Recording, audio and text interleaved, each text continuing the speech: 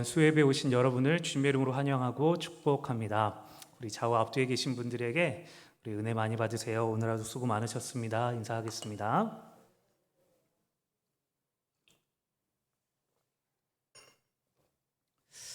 네, 우리가 이 TV 프로그램을 보다 보면 이 안타까운 상황에 놓여 있는 사람들을 보게 됩니다.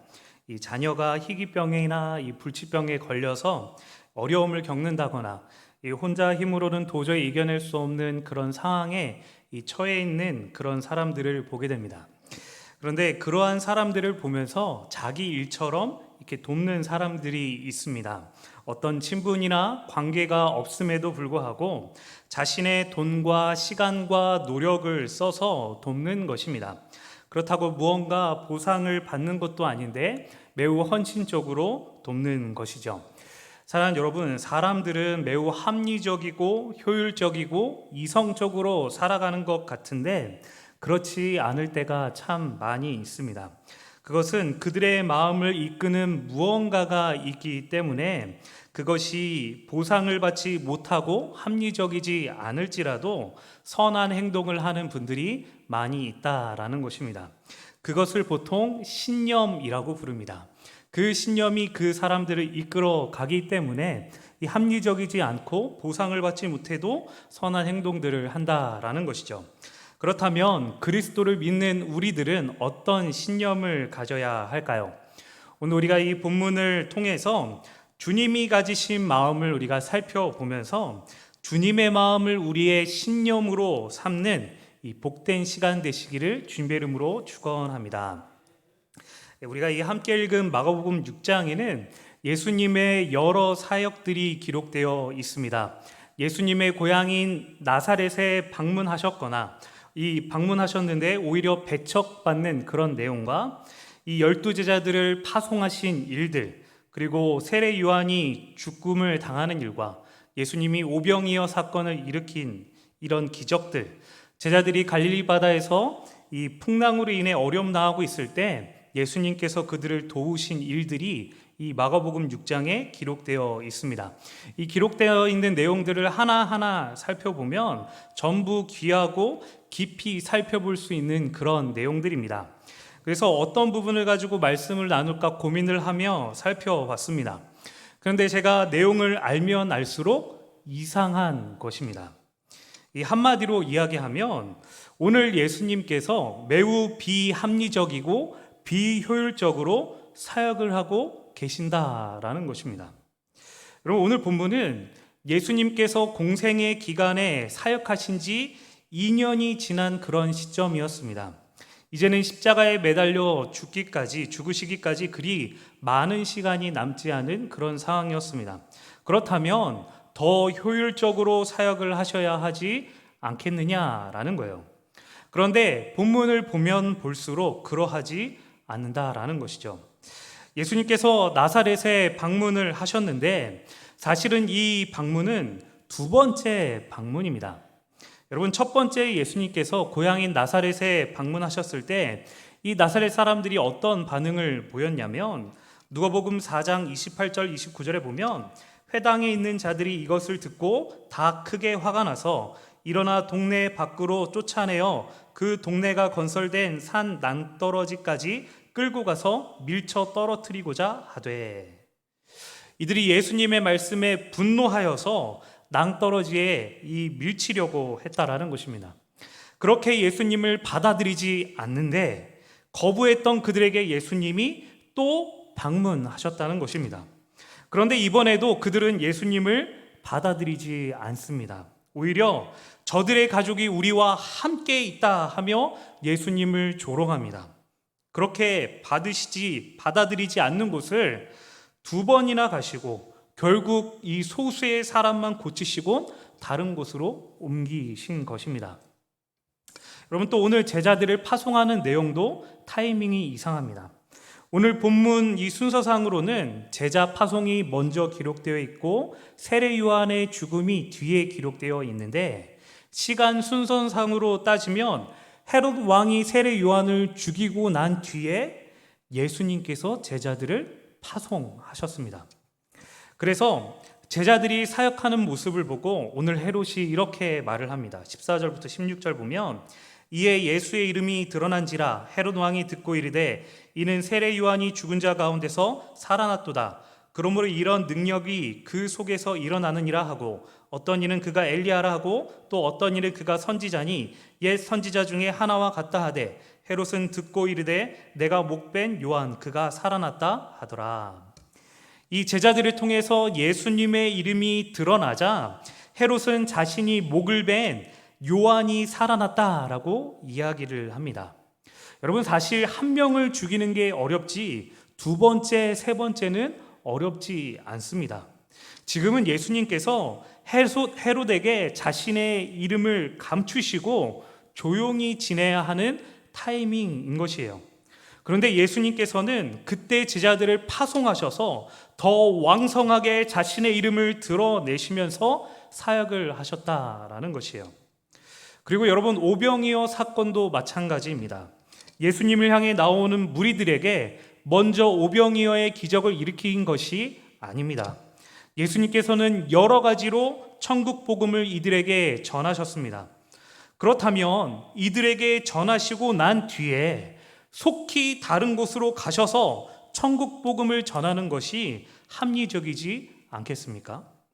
바로 제자들과 배를 타서 그 다음 행성지인 벳세다로 가셨다면 한 명이라도 더 복음을 들을 수 있고 더 효과적으로 복음을 전할 수 있지 않겠느냐라는 것이에요.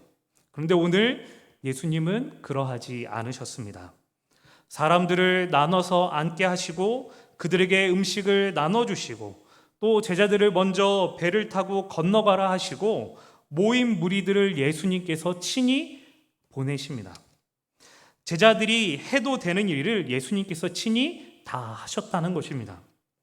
그래서 제자들은 풍랑에 힘들게 하시고 본인은 바다 위로 걸어서 그들에게 가십니다. 여러분, 어떻게 보면 예수님의 능력 낭비일 수도 있고 시간 낭비일 수도 있는 것이죠. 오늘 본문을 살펴보면 살펴볼수록 이해가 되지 않습니다. 왜 이렇게 시간을 낭비하시고 비효율적이고 비합리적으로 이 사역을 하셨을까요? 그런데 오늘 이 모든 사역을 해석할 수 있는 예수님의 마음이 표현된 곳이 있습니다. 이 복음서에 예수님의 마음이 어떠하셨다라는 것이 많이 기록되어 있지 않습니다. 그래서 이 예수님의 마음이 기록되어 있는 것은 평소에 예수님이 어떤 마음을 가지고 계시는지를 잘 살펴볼 수 있는 그런 부분입니다. 오늘 예수님의 마음이 기록된 구절이 어디입니까? 31절을 보면 이르시되 너희는 따로 한적한 곳에 가서 잠깐 쉬어라 하시니 이는 오고 가는 사람이 많아 음식 먹을 겨를도 없음이라. 이 제자들뿐만 아니라 예수님도 식사할 겨를이 없으셔서 쉬셔야 하셨습니다. 그래서 32절 33절 보면 이에 배를 타고 따로 한적한 곳에 갈새 그들이 가는 것을 보고 많은 사람이 그들인 줄 안지라 모든 고을로부터 도보로 그곳에 달려와 그들보다 먼저 갔더라. 배에 타고 한적한 곳에 가서 식사하시고 쉬시려 하셨습니다. 그런데 모든 고을로부터 사람들이 도보로 달려와서 예수님을 기다리고 있는 것입니다. 그때 예수님의 마음이 드러납니다. 34절 예수께서 나오사 큰 무리를 보시고 그 목자 없는 양 같음으로 인하여 불쌍히 여기사 이에 여러 가지로 가르치시더라. 그 목자 없는 양 같음으로 인하여 불쌍히 여기사 목자 없이 방황하며 목자를 찾는 사람들을 보고 불쌍히 여기사 쉬지도 않으시고 그들에게 다시 사역을 행하셨다라는 것입니다. 여러분, 여기서 불쌍히 여기다라는 말은 내장, 창자를 의미하는 스플렌이라는 단어에서 유래된 말입니다. 즉 그냥 불쌍하다 이 정도의 불쌍함이 아니라 내장이 끊어질 듯한 고통, 가만히 지켜볼 수 없을 만큼 도저히 주체할 수 없을 만큼 마음이 불타는 상태를 의미한다라는 것입니다. 오늘 예수님께서 이들에게 복음 전파를 하시고 고치시는 이 선행의 가장 근본적인 마음은 이들을 향해 애타는 마음, 참을 수 없을 만큼 애끓는 사랑의 마음, 영혼을 향해 손을 내밀지 않으면 참을 수 없을 그 긍휼의 마음이 이러한 행위를 하게 했다라는 것입니다. 그래서 합리적이지 않고 효율적이지 않아도 그렇게 하지 않으면 참을 수 없기 때문에 그들을 향해서 애타는 긍휼의 마음을 가지고 구원하시며 그런 사역들을 감당하셨다라는 거예요. 그래서 자신을 절벽에 밀쳐 떨어뜨리려 하는 곳일지라도 배척하고 조롱하고 비난하여도 그곳에 목자 없는 양같이 방황하는 영혼들이 있기 때문에 불쌍히 여기셔서 나사렛에 다시 방문하셨다는 것입니다. 또 생명의 위협을 느끼고 세례 요한처럼 죽임을 당할지 몰라도 이들에게 천국 복음을 전하지 않으면 마음이 애끓어서 제자들에게 자신의 이름, 예수의 이름으로 복음을 전하라고 파송하신 것입니다. 목자 없이 방황하며 나오는 백성들을 보시면서 불쌍히 여기셔서 쉬지도 않으시고 그들에게 천국 복음을 전하십니다. 그리고 그들이 돌아갈 때 허기져서 낙상할까 봐요. 그들에게 놀라운 능력을 마음껏 사용하셔서 성인 남성만 5천 명이 넘는 사람들을 배불리 먹이십니다. 그리고 제자들이 해도 됨에도 불구하고 그 무리들을 가까이 보시기 위해서 친히 가셔서 사람들을 본인이 돌려보내십니다. 그리고 믿음이 없는 제자들에게 믿음을 더하게 하시기 위해 제자들을 먼저 보내시고 일부러 물 위를 걸어서 그들이 예수 그리스도를 믿도록 더하여 주셨다는 거예요. 사랑하는 여러분, 오늘 예수님의 비합리적이고 비효율적인 사역의 근본 정신이 무엇입니까? 영혼을 향해 불쌍히 여기는 마음이라는 것입니다. 그 마음 때문에 예수님은 더 고생하셨고 더 애를 쓰셨고 더 힘을 들이셨다라는 것입니다. 사랑하는 여러분, 오늘 예수님께서는 우리를 향해서도 동일한 마음을 가지고 계십니다. 그저 잘 믿을 사람, 잘 섬길 사람, 주님 잘 따를 사람, 문제 일으키지 않고 예수님 잘 믿을 사람 정해서 구원하시면 되는데 나사렛 사람들처럼 그리스도를 거부하고 외면하는 우리를 구원하셨습니다. 로마서 5장 8절에 우리가 아직 죄인 되었을 때에 그리스도께서 우리를 위하여 죽으심으로 하나님께서 우리에 대한 자기의 사랑을 확증하셨느니라. 여러분, 또한 예수 그리스도를 믿고 난 뒤에도 목자 없는 양처럼 제멋대로 살고 수없이 넘어지고 갈등하고 좌절하고 쓰러질 것을 알매도 불구하고 주님은 우리를 여전히 긍휼히 여겨 주십니다. 왜 그러실까요? 그것이 합리적이고 효율적이지 않아도 우리를 향한 불타는 긍휼하심 때문에 오늘 우리가 구원받으며 하나님의 자녀로서 이 땅 가운데 살아가고 있다라는 것입니다. 사랑하는 여러분, 주님께서 우리를 긍휼히 여기십니다. 속이 뒤틀리고 상하여서 어찌할 바를 모를 정도로 우리를 향해서 불타는 마음으로 긍휼히 여기십니다. 여러분, 그 긍휼하심으로 저와 여러분이 구원을 받았습니다. 여러분, 그렇다면 그 긍휼을 받은 자로서 우리는 어떻게 살아가야 하겠습니까? 주님께서 우리를 향해 긍휼히 여기시고 구원하셨기에 우리도 그 예수 그리스도의 마음, 영혼을 긍휼히 여기는 마음을 가지고 살아야 하는 것입니다. 그래서 목자 없는 양같이 방황하고 오늘 그리스도를 거부하는 사람들에게 그리스도의 긍휼을 보여주어야 하는 것입니다. 지금 비록 코로나로 인해서 복음을 전하기 힘들어도 기독교에 대한 인식이 좋지 않더라도 그리스도의 긍휼을 보여주며 전해야 한다라는 것입니다. 여러분, 그렇다고 오늘 우리가 우리의 모든 것을 다 버리고 순례 전도자가 되어서 복음만 전하며 돌아다녀야 하겠습니까? 여러분, 아닙니다. 주님은 우리에게 책임을 지고 이끌어야 할 가정도 주셨고 직업도 주셨고 이 세상의 삶도 허락해 주셨습니다. 우리가 해야 할 일은 오늘 우리를 향하신 예수님의 마음을 가지고 세상에서 살아내는 것입니다. 영혼을 긍휼히 여기는 마음, 영혼을 바라볼 때 저 영혼을 구원하고자 하는 마음이 내 창자를 뒤흔드는 것 같은 마음을 가지고 그들이 주님께 돌아오게 하기 위해서 예수 그리스도를 전하고자 하는 마음으로 이 땅에 살아가야 한다라는 것입니다. 여러분, 물론 우리가 함께 모여서 노방 전도하는 일도 너무나 귀한 일입니다. 그러나 그것으로 내가 할 일을 다 했다가 아니라 내 삶 전체가, 내 삶의 신념이 마치 관계도 없고 보상도 없어도 그 신념대로 살아가는 그 세상 사람들처럼 오늘 영혼을 향한 그리스도의 모든 것을 뛰어넘는 그 긍휼하심을 가지고 그 긍휼하심이 우리의 삶의 신념이 되어서 살아가야 한다라는 것입니다. 여러분, 마지막으로 제가 3가지 이야기를 들려드리겠습니다. 여러분, 분당에 유명한 교회가 있습니다. 근데 이 교회는 믿지 않는 사람들에게 많은 칭찬을 받는 그런 교회입니다.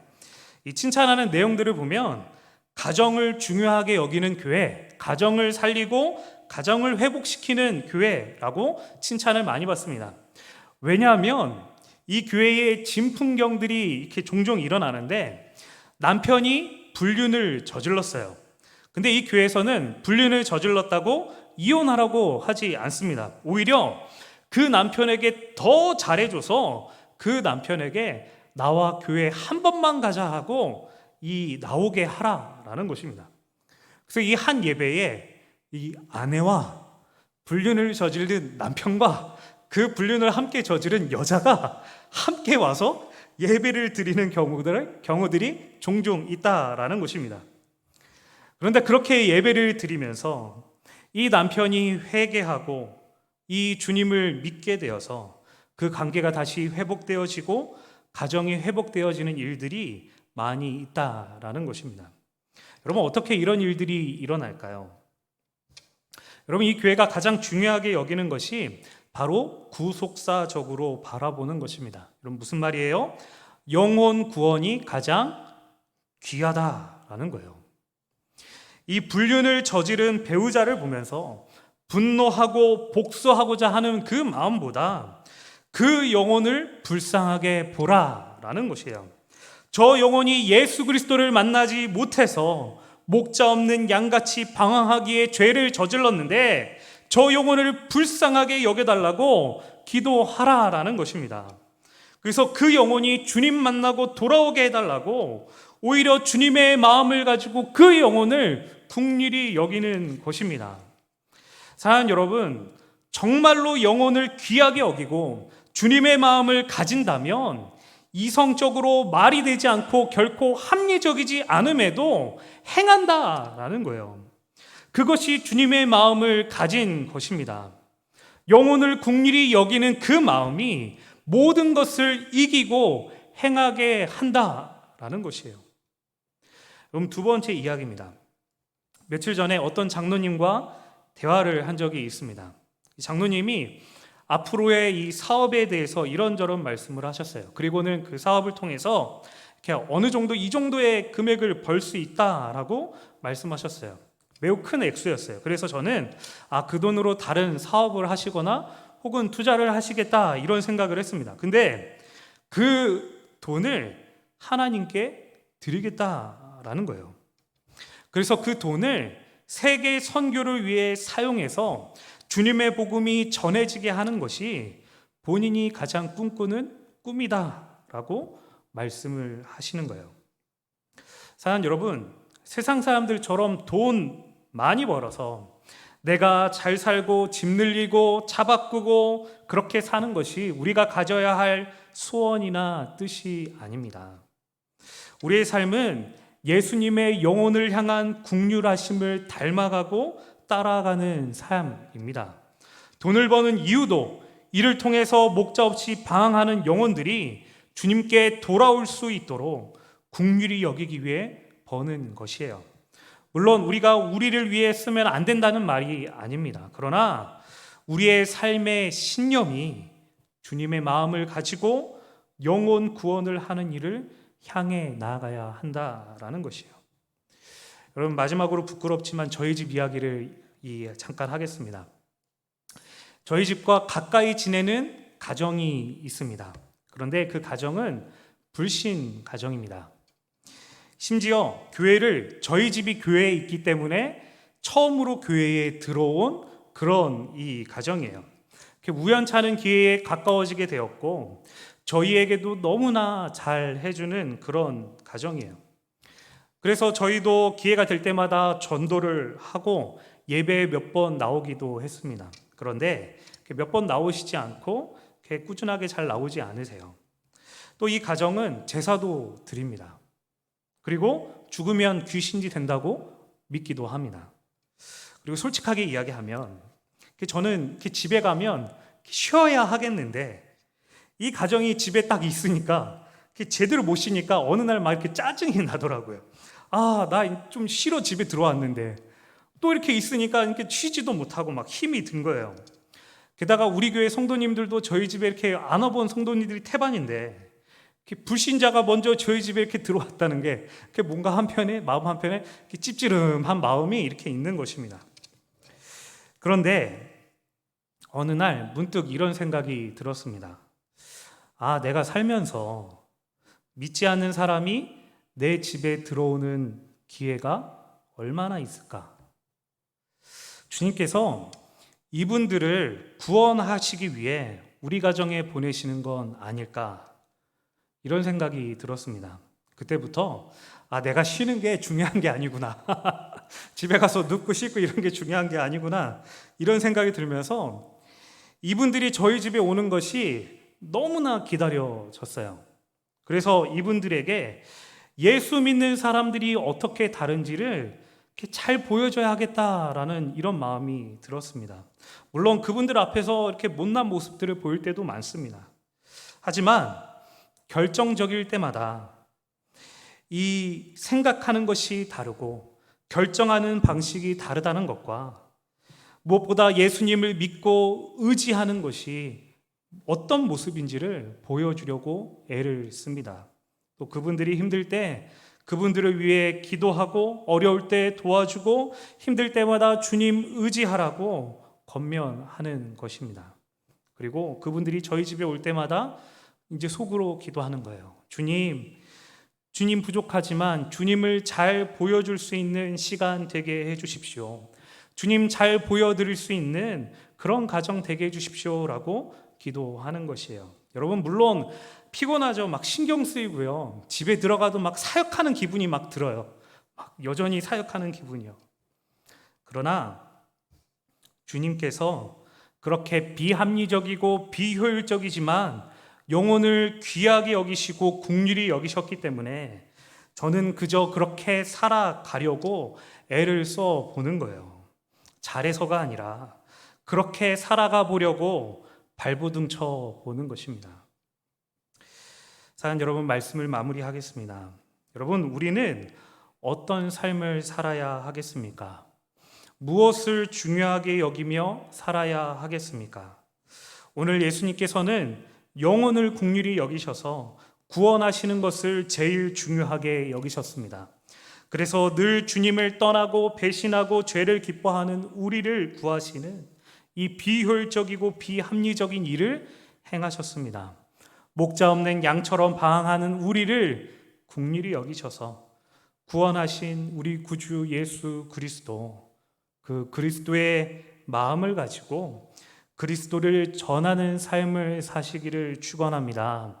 그 주님의 마음을 가지고 살아가는 것이 여러분 삶 가운데 가장 귀한 것, 가장 중요한 것, 가장 가치 있는 것, 그래서 이것을 위해 손해와 괴로움과 삶의 어려움이 오더라도 비합리적이고 비효율적이더라도 기꺼이 감당하는, 기꺼이 살아내는 복된 성도님들 되시기를 주님의 이름으로 축원합니다.